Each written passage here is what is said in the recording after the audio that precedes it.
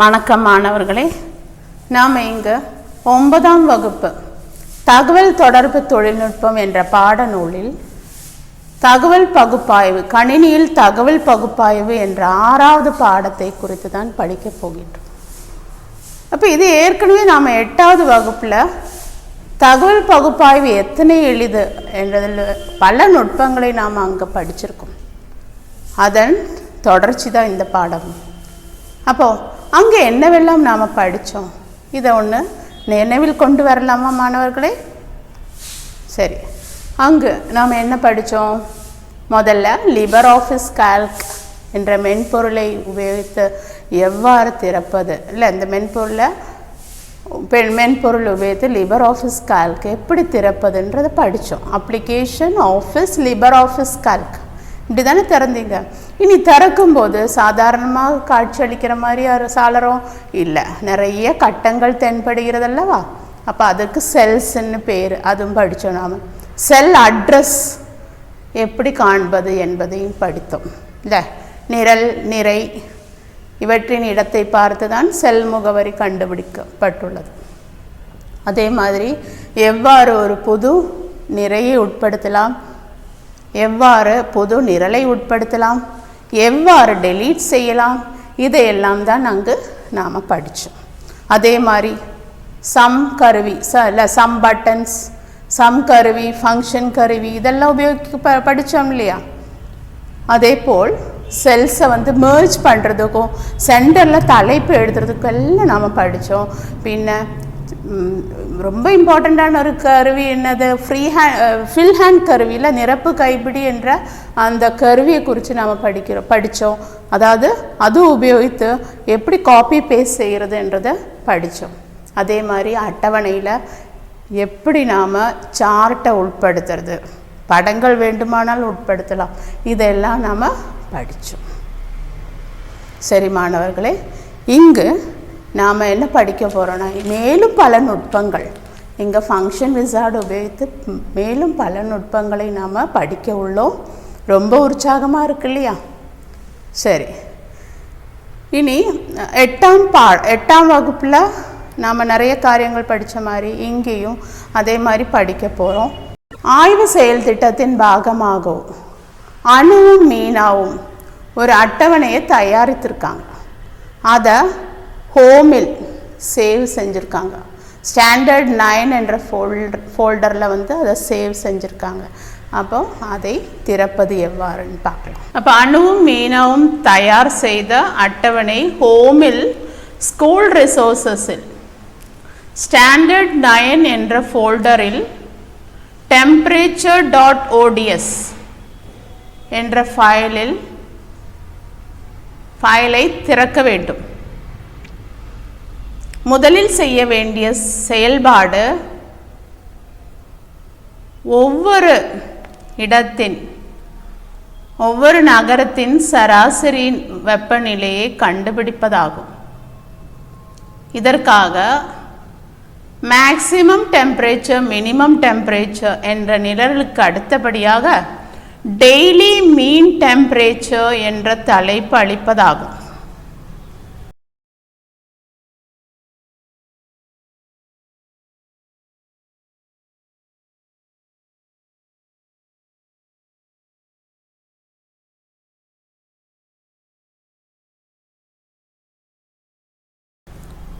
இந்த தலைப்பு அந்த செல்லில் முழுமையாக வருவதற்காக நாம் என்ன செய்ய வேண்டும்? 8வது வகுப்பில் படித்தது நினைவில் உள்ளதல்லவா? ஃபார்மேட்டில் போங்க.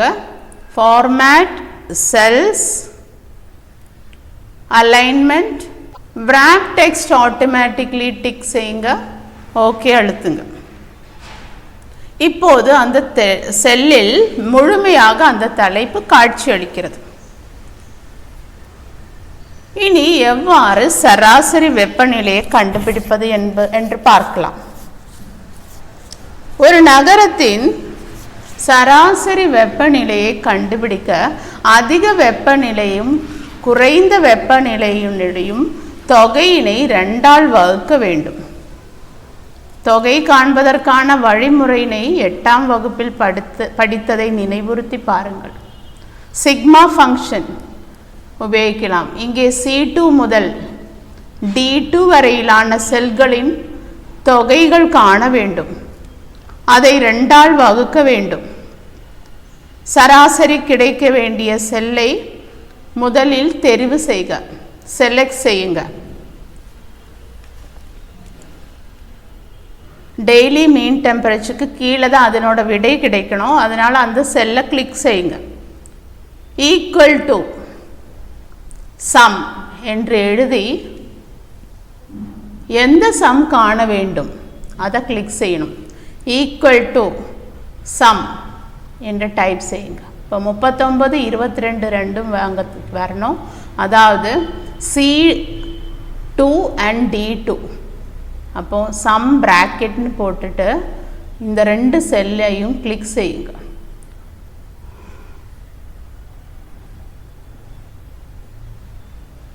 Bracket close.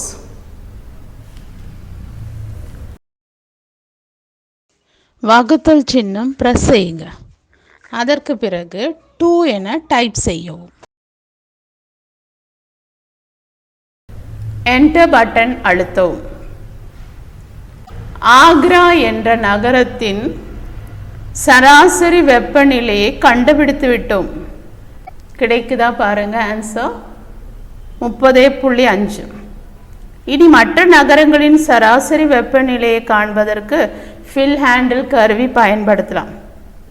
இது டிராக் செய்யவோ டபுள் கிளிக் செய்யவோ செய்யுங்க. இப்போ டிராக் ஆர் டபுள் கிளிக் எந்த நுட்பத்தை வேண்டுமானாலும் பயன்படுத்தலாம். இப்போ இங்கே டபுள் கிளிக் செஞ்சோம். எல்லா நகரங்களின் சராசரி வெப்பநிலையை நாம் கண்டுபிடித்து விட்டோம். இனி லிபர் ஆஃபீஸ் கால்கில் உள்ள ஆவரேஜ் என்ற ஃபங்க்ஷனை பயன்படுத்தி சராசரியை காணலாம். அது வேண்டுமானால் நாம் உபயோகிக்கலாம். தொகை காண்பதற்கு சம் ஃபங்க்ஷன் பயன்படுத்தியது நினைவில் உள்ளதா? தரவுகளை பகுப்பாய்வு செய்வதற்கும் ஒருங்கமைப்பதற்கும் லிபர் ஆஃபீஸ் விரிதாளில் 350க்கும் மேலான ஃபங்க்ஷன்கள் உள்ளன. டூல்பாரில் உள்ள ஃபங்க்ஷன் விசார்ட் என்ற ஃபங்க்ஷன் டூல் உபயோகித்தும் இன்சர்ட் மெனுவில் உள்ள ஃபங்க்ஷன் தேர்ந்தெடுத்தும் ஃபங்க்ஷன் விசார்டை திறக்கலாம். கேட்டகரி என்ற ஆப்ஷனில் ஆல் கிளிக் செய்தால் பலவிதமான ஃபங்க்ஷன்ஸ் கேட்டகரைஸ் செய்திருப்பதை காணலாம். டேட்டாபேஸ் பாருங்க, எத்தனையோ ஃபங்க்ஷன்ஸ் இருக்கு. அப்போ அதில் சிலவை database, date and time, financial, information, logical, mathematical, array, statistical என்றவாறு இது எத்தனையோ ஃபங்க்ஷன்கள் உள்ளன. இதில் தரவுகளை பகுப்பாய்வு செய்வதற்கு நமக்கு தேவையான ஃபங்க்ஷன்ஸ் எது? ஆவரேஜ். ஒன்று ஆவரேஜ். அப்போ அது வேணால் சர்ச்சில் நீங்கள் டைப் பண்ணுங்க, இல்லாட்டி ஆவரேஜ் கிளிக் செய்யுங்க. அடுத்தபடியாக லுக்அப், பின்ன round, if function, count if போன்றவை தரவுகளை பகுப்பாய்வு செய்வதற்கு உதவியான ஃபங்க்ஷன்ஸ்களாகும் இவை. இதை பற்றி கூடுதலாக படிக்கலாம். தசம புள்ளிக்கு பிறகு நமக்கு தேவையான இடம் அளித்து எண்களை பெறுவதற்கு கால்கில் தரப்பட்டுள்ள ஒரு ஃபங்க்ஷன் ஆகும் ரவுண்ட் ஃபங்க்ஷன். ரவுண்ட் ஃபங்க்ஷன் எவ்வாறு உபயோகிப்பது என்று பார்க்கலாம். டெய்லி மீன் டெம்பரேச்சருக்கு அடுத்தபடியாக ரவுண்டட் என்ற டெய்லி மீன் டெம்பரேச்சர் ரவுண்டட் என்று தலைப்பு கொடுக்கும்.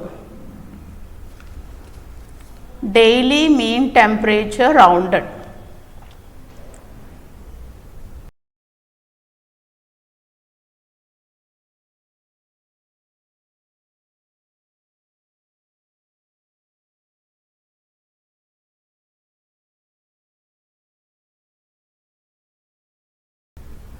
அந்த விடை கிடைக்க வேண்டிய செல்லினை செலக்ட் செய்க.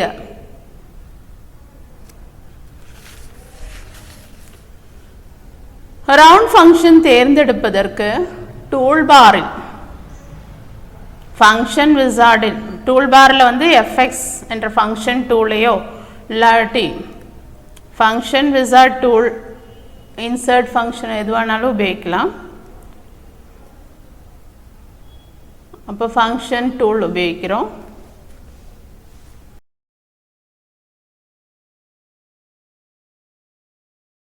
அதில் வந்து ரவுண்டு தேர்ந்தெடுங்க. நாம் இங்கே ரவுண்டு செய்யணும். சர்ச்சில் போய் ரவுண்டுன்னு டைப் செய்தாலும் சீக்கிரம் கிடைக்கும். இப்போ ரவுண்டு கிளிக் செய்து நெக்ஸ்ட் அடிக்கும். நெக்ஸ்ட் நம்பர் என்ற பெட்டியில் சொடுக்கி தசம இடங்களை ஒழுங்கமைக்க வேண்டிய அந்த தரவுகள் உள்ள செல் முகவரி செலக்ட் செய்க. செல் முகவரி செலக்ட் செய்க. அங்கே 30.5. அப்போ E2 என்று அங்கு காட்சியளிக்க வேண்டும். நமக்கு தேவையான அந்த ரவுண்டு 30.5க்கு தான் நாம் ரவுண்ட் பண்ணோம். அப்போது அந்த செல்லை கிளிக் செய்யுங்க. அப்போ E2ன்னு அங்கே காட்சி அளிக்குதான்னு பாருங்கள். E2 இல்லையா?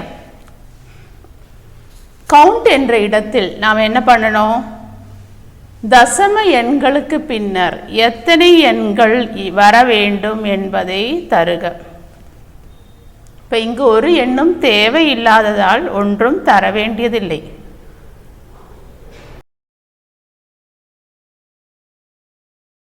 ஓகே கொடுத்து F2 நிரப்புக. ஓகே கொடுத்து F2. அப்போ 30.5 வந்து ரவுண்ட் பண்ணும்போது 31 வருது பார்த்தீங்களா? அப்போ அது கரெக்ட். 30.5 31 என்று ரவுண்ட் செய்து விட்டோம். ஃபில் ஹேண்டில் கருவி உபயோகித்து எல்லா செல்ஸையும் நிரப்புக. ஒன்று ட்ராக் செய்யலாம், இல்லாட்டி டபுள் கிளிக் செய்யலாம். எல்லா நகரங்களின் அந்த டெய்லி மீன் டெம்பரேச்சர் வேல்யூ கண்டுபிடிச்சிட்டோம் டபுள் கிளிக் செஞ்சுட்டு. இனி ரவுண்ட் ஃபங்க்ஷன் பயன்படுத்தி தசம இடங்களுக்கு பின்னர் 2 இடம் அளித்து ஒழுங்குபடுத்த இந்த செயலில் என்ன மாறுதல் செய்ய வேண்டும்? உங்கள் நோட்டு புத்தகத்தில் எழுதி ஐடி ஆசிரியரை காண்பிக்கவும். உங்கள் பாட புத்தகத்தில் செயல்பாடு 6.3 உள்ள அட்டவணையை பாருங்கள். தரப்பட்டுள்ள செயல்களுக்கு பொருத்தமான ஃபங்க்ஷன்களை நேரடியாக செட்களில் பயன்படுத்துவது எவ்வாறு என்று கண்டறிந்து அட்டவணையை முழுமையாக்கும். இது உங்கள் ஆசிரியைக்கு அனுப்ப மறவாதீர். இனி நாம் என்ன அடுத்ததாக படிக்கிறோம் பாருங்க. வெப்பநிலைகளின் அடிப்படையில் இடங்களை வேறுபடுத்தல் எவ்வாறு என்று நாம் பார்க்கலாம். அட்டவணையில் உள்ள இடங்களை குறிப்பிட்ட வரைமுறைகளின் அடிப்படையில் வெப்பம் அதிகமான இடங்கள் வார்ம் கிளைமேட், வெப்பம் குறைவான இடங்கள் கூல் கிளைமேட் என்று வேறுபடுத்த முடியும் அல்லவா? தரவுகளை வேறுபடுத்த கால்கில் பல ஃபங்க்ஷன்களும் உண்டு. இங்கு இஃப் என்ற ஃபங்க்ஷன் உபயோகிப்பது எவ்வாறு என்பதை தான் பார்க்க போகின்றோம். முதலில் தரவுகளை வேறுபடுத்த ஒரு வரைமுறை ஏற்படுத்த வேண்டும்.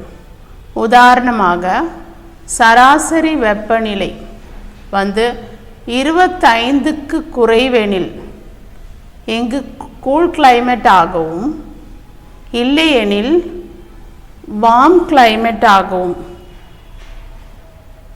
வேறுபடுத்த வேண்டுமெனில் அட்டவணையில் டெய்லி மீன் டெம்பரேச்சர் ரவுண்டுக்கு அடுத்தபடியாக கிளைமேட் என்ற நிரல் சேர்க்க வேண்டும்.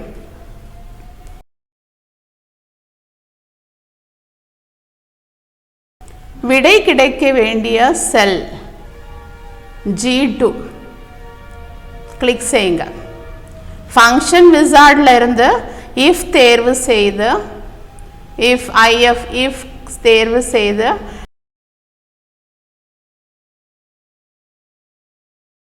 நெக்ஸ்ட் பட்டன் கிளிக் செய்யவும். டெஸ்ட் என்ற பெட்டியில் வேறுபடுத்துவதற்கான நிபந்தனையான சராசரி வெப்பநிலை 25க்கு குறைவாக என்று கொடுக்க வேண்டும்.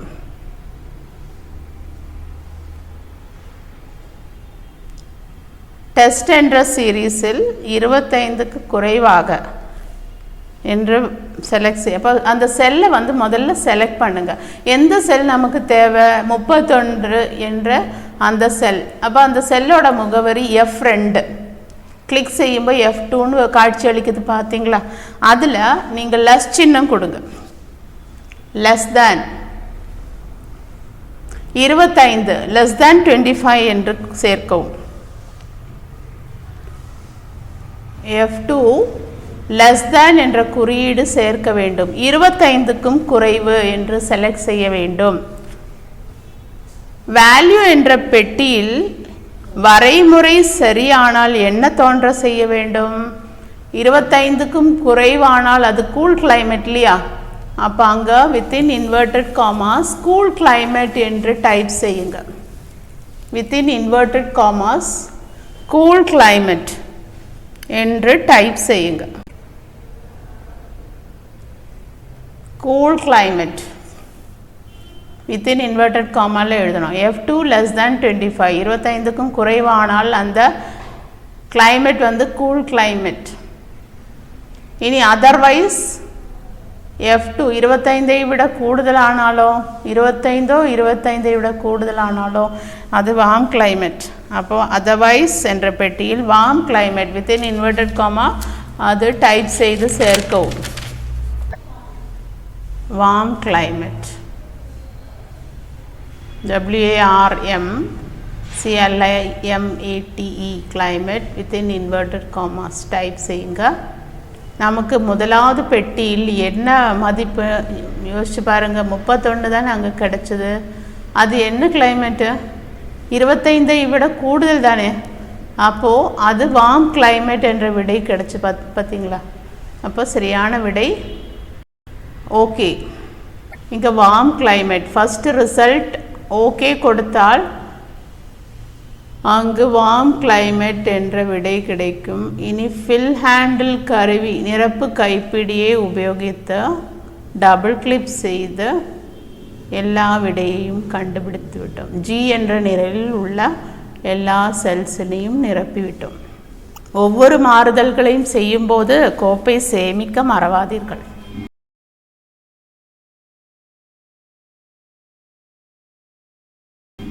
இத்தனை செயல்களையும் செய்தபோது அணுவுக்கு ஒரு சந்தேகம். காலநிலையை ஒப்புமைப்படுத்தும் போது 2ற்கு அதிகமான பிரிவுகளாக வேறுபடுத்த வேண்டுமெனில் இஃப் பயன்படுத்த இயலுமா? நியாயமான சந்தேகம் இல்லையா? தரவுகளை 3ஓ அதற்கு அதிகமாக பிரிவுகளோ வேறுபடுத்த வேண்டிய சூழ்நிலைகளில் இஃப் ஃபங்க்ஷனை விட பொருத்தமானது லுக்அப் ஃபங்க்ஷன் பயன்படுத்துவதாகும். அப்போ இஃப் பயன்படுத்தும் போது நாம் செய்ததை போன்றே தரவுகளை வேறுபடுத்துவதின் வரைமுறைகளை இங்கேயும் நாம் முடிவு செய்யலாம். எவ்வாறு? வெப்பநிலை 20க்கு குறைவெனில் கூல் கிளைமேட், 20 டிகிரி முதல் 30 டிகிரி எனில் மாடரேட் கிளைமேட், 30 டிகிரிக்கு அதிகம் எனில் ஹாட் கிளைமேட். லுக்கப் உபயோகித்து இதை எவ்வாறு வேறுபடுத்தலாம் என்று பார்க்கலாம். அட்டவணையில் உள்ள ஷீட்டிலோ அல்லது வேறு ஏதேனும் ஷீட்டிலோ வரைமுறைகளை தட்டச்சு செய்யவும். இதனை லுக்கப் சார்ட் என்று கூறலாம். இப்போ லுக்கப் சார்ட் தயாரிக்கலாம் தானே. நிபந்தனைகள் என்னவெல்லாம் பாருங்க. வெப்பநிலை 20க்கு குறைவானால் கூல் கிளைமேட் என்றும், 20 டிகிரி முதல் 30 டிகிரி வரை மாடரேட் என்றும், 30 டிகிரியை விட அதிகம் ஹாட் கிளைமேட் என்றும் நாம் டைப் செய்ய வேண்டும். அப்போ இதே ஷீட்டில் நாம் இந்த லுக்கப் சார்ட்டை தயாரிக்கலாம். டைப் செய்யவும். 0 டிகிரி 0 என்று அளித்தாலும் போதும். 0 டிகிரி 0 டிகிரி என்னவாக அமையும்? 20க்கு குறைவு தானே. அப்போ என்னென்ன டைப் செய்யணும்? Cool climate. Cool climate. அடுத்த வரிசையில் 20 டிகிரி 20 to 30 மாடரேட். அப்போ நம்ம 20 டிகிரின்னு ஒன்று டைப் செய்யலாம். 20ன்னு போட்டாலும் போதும். அது மாடரேட் கிளைமேட். Moderate climate. 30க்கு அதிகம் வந்து ஹாட் கிளைமேட். அப்போ 30 டிகிரின்னு டைப் செய்யுங்க.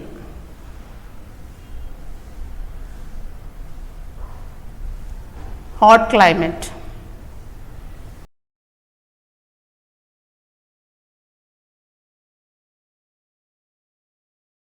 இதுதான் லுக்கப் சார்ட்.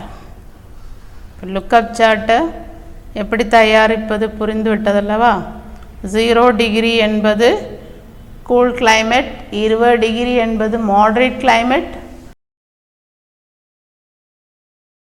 30 டிகிரி என்பது ஹாட் கிளைமேட்,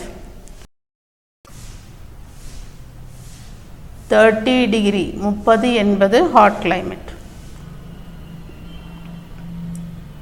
இனி இந்த சார்ட்டை வந்து செலக்ட் பண்ணுங்க. சார்ட்டை லுக்கப் சார்ட் தயாரித்து விட்டோம். இந்த சார்ட்டை செலக்ட் செய்யுங்க. உள்ள இந்த நிபந்தனைகள் ஒன்று வாசிச்சு பாருங்க. டேட்டா மெனுவில் உள்ள டிஃபைன் ரேஞ்ச் கிளிக் செய்யுங்க. இங்கே நேம் என்ற இடத்தில் ஸ்மால் லெட்டர் ஏ என்று கொடுத்து ஓகே கொடுக்கவும். சிம்பிளாக நாம் ஏ என்ற ஸ்மால் லெட்டர் அளித்துள்ளோம். ஏ தான் கொடுக்கணும் இல்லை, உங்கள் இஷ்டத்துக்கு கொடுக்கலாம். ஆனால் சிம்பிளாக இருக்கிறதுக்காக நாம் இந்த ஏ என்ற லெட்டரை, ஸ்மால் லெட்டரை நாம் இங்கே டைப் செய்து ஓகே கொடுத்துள்ளோம். அதன் பின் அந்த விடை வர வேண்டிய செல்லினை கிளிக் செய்து ஃபங்க்ஷன் கிளிக் செய்யணும். லுக்கப் சர்ச் பண்ணுங்க. லுக்கப்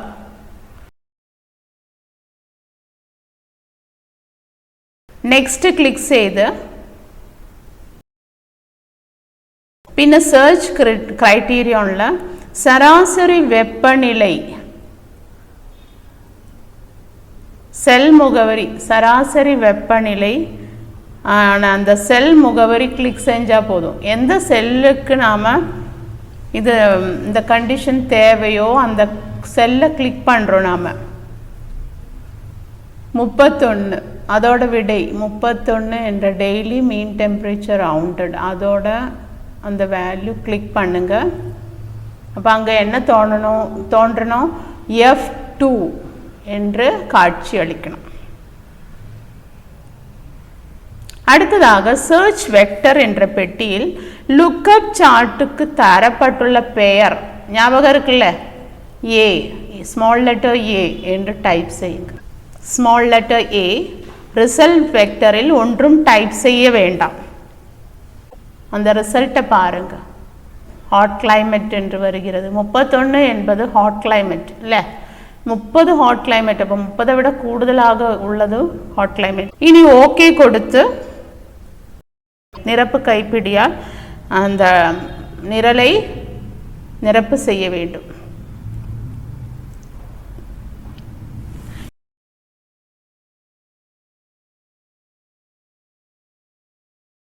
இவ்வாறு தயாரித்த அட்டவணையில் குறிப்பிட்ட தனித்தன்மை கொண்ட தரவுகளை வகைப்படுத்தி வேறொரு அட்டவணையில் உட்படுத்துவதற்கான வசதி விரிதாளில் உள்ளது. அதனை ஆட்டோ ஃபில்டர் என்று கூறுவோம்.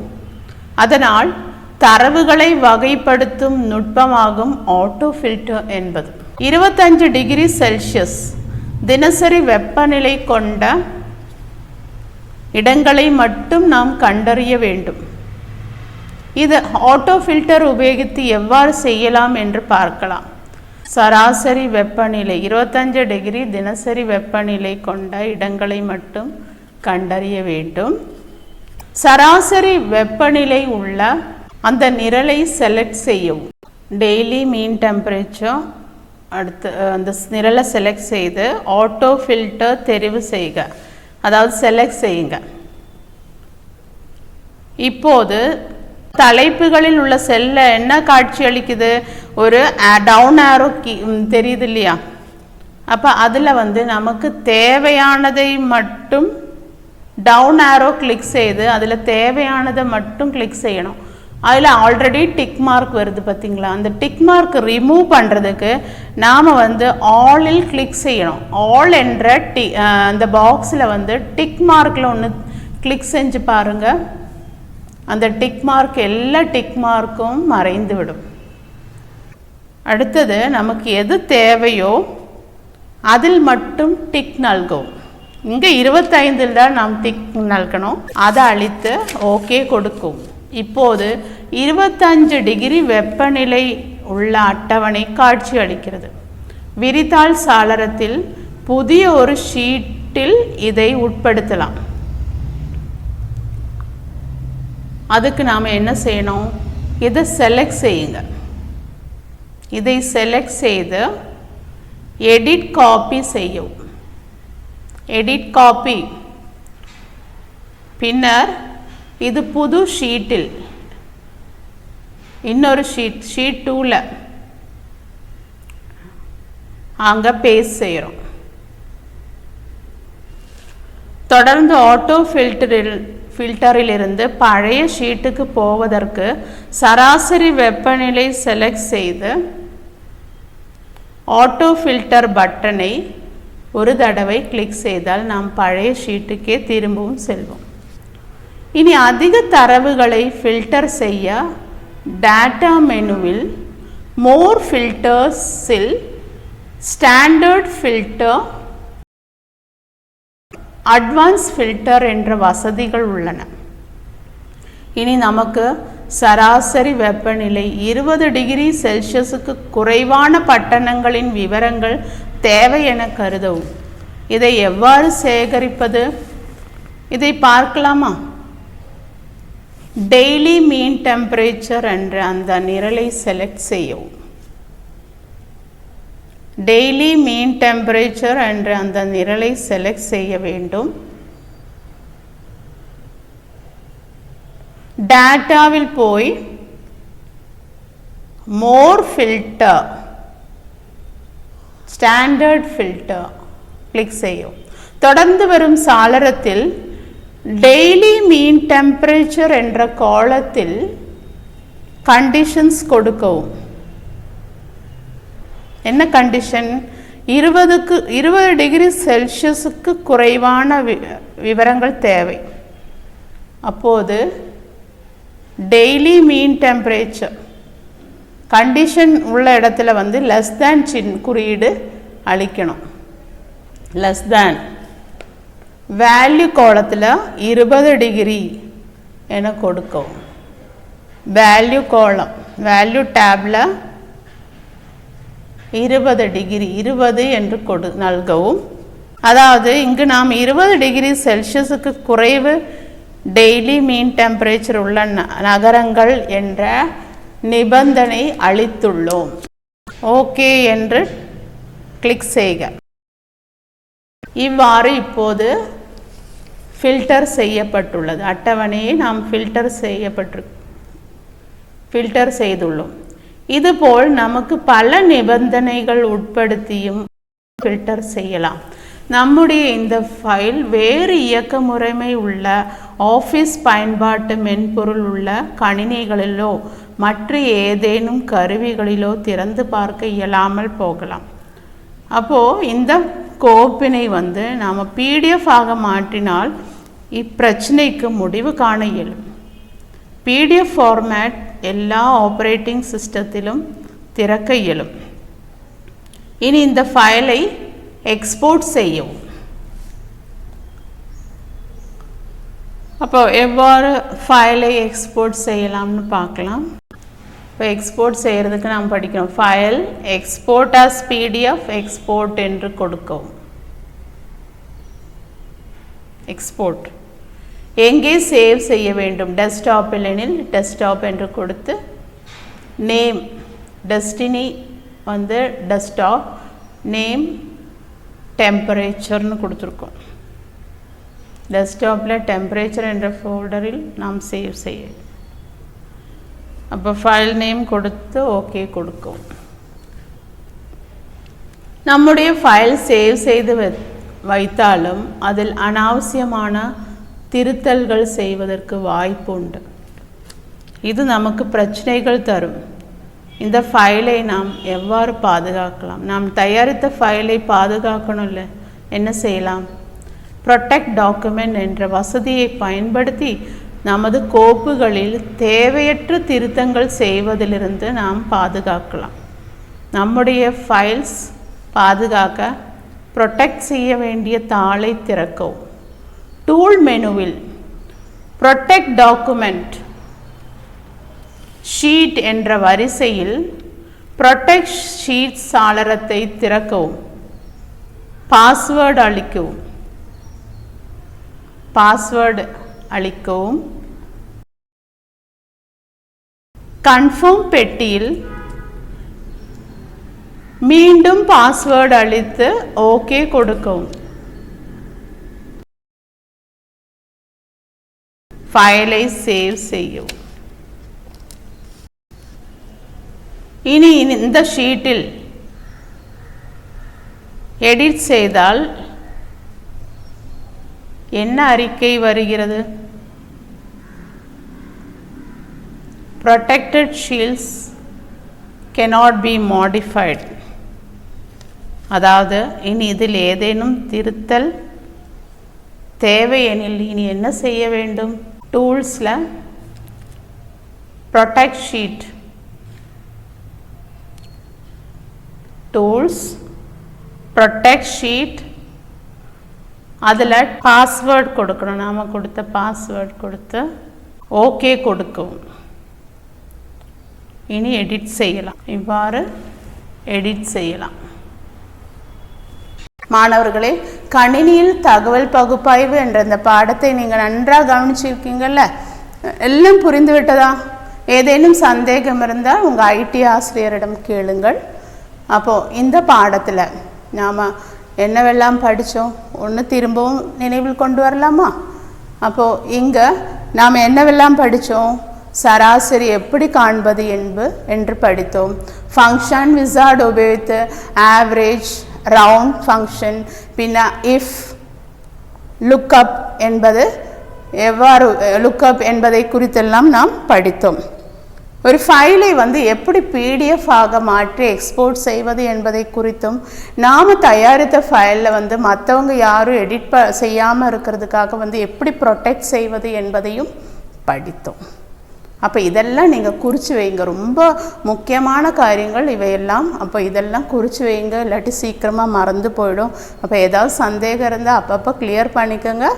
பின்ன தொடர் செயல்பாடு அப்படின்னு சொல்லிட்டு உங்கள் பாட பாகத்தில் மதிப்பீடு செய்வோம் சொல்லிட்டு நிறைய கேள்விகள் கொடுத்துருக்காங்க பாருங்கள். அதை செய்யும்போது உங்களுக்கு கொஞ்சம் கூட கிளியர் ஆகிடும். அதற்கப்புறம் தொடர் செயல்பாடும் தந்திருக்காங்க. அப்போ இவையெல்லாம் செஞ்சு உங்கள் ஆசிரியருக்கு அனுப்புங்க. ஓகே, நன்றி, வணக்கம்.